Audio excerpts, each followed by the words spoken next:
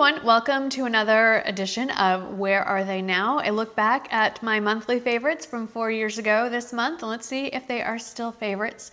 I want to add that I really wish all YouTubers would do this because I think it really lends an air of credibility to, are they really favorites or were they just kind of a momentary infatuation? And we all fall prey to that sometimes. It's the newest best thing. But it's kind of interesting to look back and see how many things are still around, or in some cases are not. So if you watch other beauty YouTubers, which I assume that you do, please let them know, not necessarily about me, but this concept of video. I would really like to see this catch on.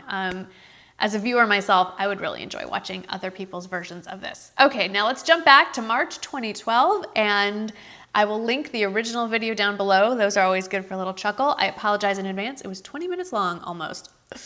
Okay, so I mentioned a lot of things, and I mentioned some favorite YouTubers that are still favorites, although I think Beauty Savvy was one of the people I mentioned. I don't think she's making videos anymore, but I will list those YouTubers because I still watch all of them and love them. And it was Wayne Goss, Lisa Eldridge, Michelle 1218, and I'm looking at my list. Yes, Beauty Savvy. I'm not sure that she still makes videos, or maybe she changed her name and now I can't remember what she goes by, but that's that. Let's talk about the actual favorite. So I had first talked about these YSL Glossy Lip Stains. They have a fancy name in French, but let's just call them Glossy Lip Stains. These are basically the precursors to liquid lipstick, if you think about it. They come in, like a tube. They are a lip gloss in formulation. You slap them on and then they dry to an opaque lipstick-like finish with some sheen to them. And I was saying that I loved the shade that I got. I'm looking at my list, which was a shade 18, which is one of these. Obviously, I continue to love them. Let's just go there, okay? I continue to love them because now I have 5. I think I have a couple more floating around. I don't love the light shades that I was into back then. This is probably my favorite. This one is number 15. I can't remember the exact color name, but it's number 15. And these are great. They give nice color. They leave still a little bit of gloss to the lips, but it's really an opaque lip color, and they last a really long time. I believe I wore one for my son's no, you know what? I wore them for my son's bar mitzvahs, both of them for the service. So yes, I love these. Next were MAC palettes. So way back 4 years ago, these are the old MAC palettes. They were just solid black, very thin. You could buy the inserts separately. Well, I have since upgraded to the new ones that came out. These are dirty because they are used.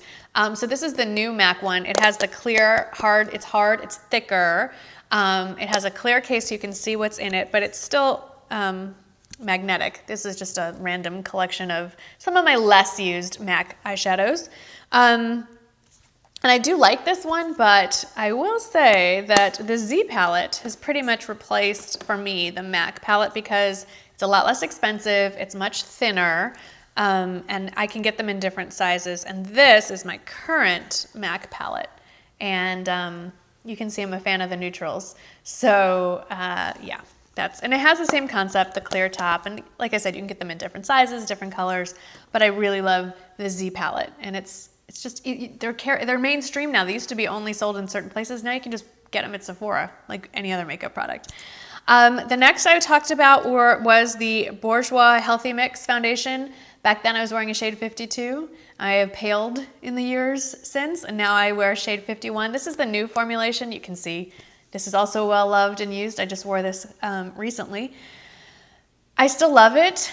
I don't love it as much as the old formulation, but I still think it's great, obviously, and I still wear it. But and what's changed since 2012 is now you can get it on Walgreens, you can get it at Amazon. It used to be really difficult to come by if you lived in the United States.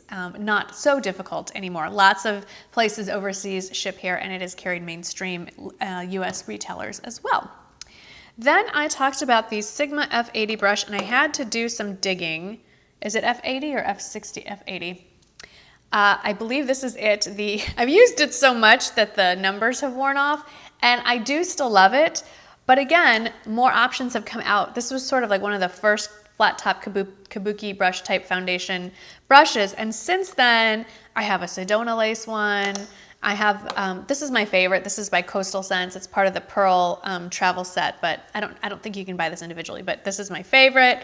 Even the concept of the Real Techniques Expert Face Brush is a very similar concept. They're all great. I just, whoop, almost dropped that one. I love that they're just more options. While I still love the Sigma one, of course, I just like that I can buy all different kinds of brands, and there's more expensive options as well, but these are all really very similar, basically identical in how they're going to apply foundation to your face. The other one I talked about was the Sigma E25, which is Sigma's version, as you can see, also well loved and used, Sigma's version of the MAC 217. I have a gajillion versions of this. I have the Sedona Lace version. I have the Coastal Scents version. I have many of the real ones now, MAC 217. Not a discernible difference between any of them. It's just, if you're gonna stock up on one brush type, whether it's the Sigma E25, the original MAC 217, I think any and every beauty lover should have quite a few of these on hand. They are fabulous brushes. Then we talked about MAC Harmony. MAC Harmony is a funky blush. It's sort of a brownie toned blush. I don't know what I was thinking. I really don't. I would say that if I were going for a brownie tone, but just still made me look alive, I prefer the Clinique Ginger Pop. You will recall that I went out and bought like 10 different Clinique Cheek Pops recently, or over the last couple of years. And so this has kind of a brown, warm undertone, but it's not like 90s brown. So this is more my thing. Then I talked about Hard Candy Blush and Pin Up. It was this beautiful soft pink. I have no idea where it went. It's out of my collection, and I'm still looking for that perfect soft pink with a bit of sheen. And one that I reach for a lot is by Makeup Geek, and it's in the shade Honeymoon. Again, it has some brown undertones there, but it's a very soft, kind of glowy. You can kind of see it reflecting in the light there. Really pretty blush, and I really like the Makeup Geek, but I only have the one, but I really, really like it. I need more of these. I need to place an order.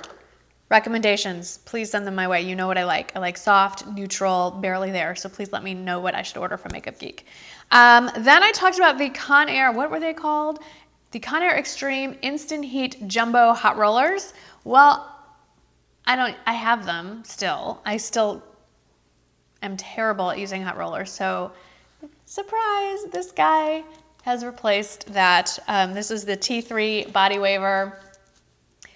You got to try it. I can talk all day long about it. It's for those of us that are hair tool challenged, this is a great, great tool. And I will link the video where I did my hair using this to fake a blowout.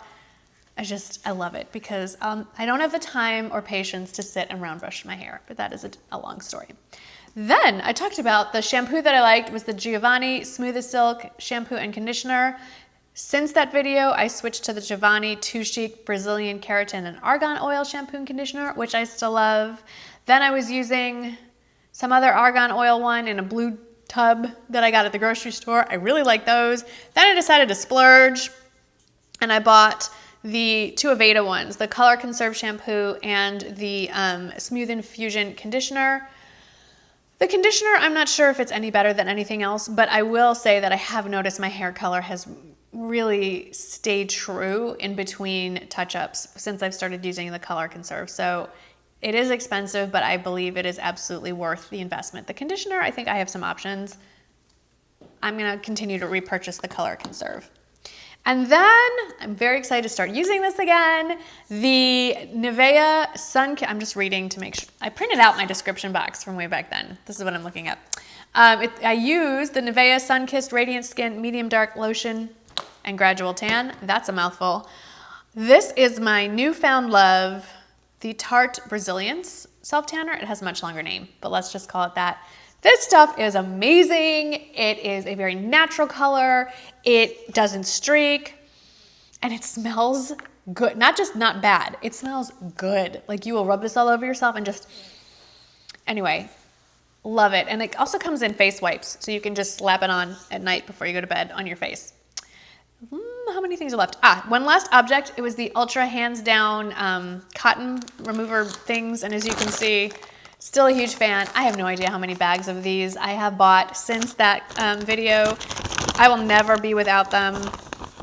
I get mine at Sally Beauty Supply, and they're just your basic cotton rounds, except they have a paper backing, so you can lift the backing and it gives you like a handle, so that if you have nail polish on and you just have to touch up one nail, or you're wanting to change your pedicure, you're not going to ruin your manicure. So love these, and they feel soft, but they have almost a really fine grit to it, so it really gets the polish off extremely quickly.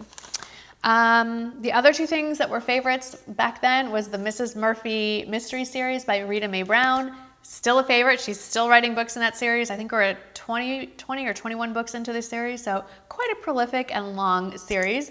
And then I was loving this TV show that was on ABC. It was called GCB, and it was set in Dallas, and there was singing, and it was just over the top. It was basically like Real Housewives on steroids, and it was fictional. And it was such a great series, but it was apparently extremely controversial and offensive to some groups, so it got canceled after the first season. And I still miss it. It was just so silly. It was a fun show. And there are some TV shows that you go, whatever happened? I wish they would still make shows in that series, and that was definitely one of them. So those were my favorites from March 2012. A lot of them are still around, honestly. It's kind of frightening how long I hold on to some makeup items. Anyway, let me know if you were around back then, and if you're still using any of your favorites from March 2012. Don't forget to go heckle the other beauty YouTubers and tell them to make a video like this too. They're so fun, aren't they?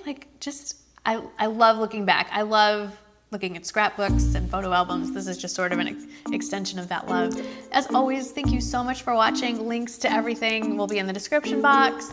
Please leave your comments and questions. I'll answer as many as I can. You know I love doing that. And I'll see you in the next one. Bye-bye. Hey everybody, I have been working with a bunch of different planners and organizers and systems, trying to figure out how to keep my life on track.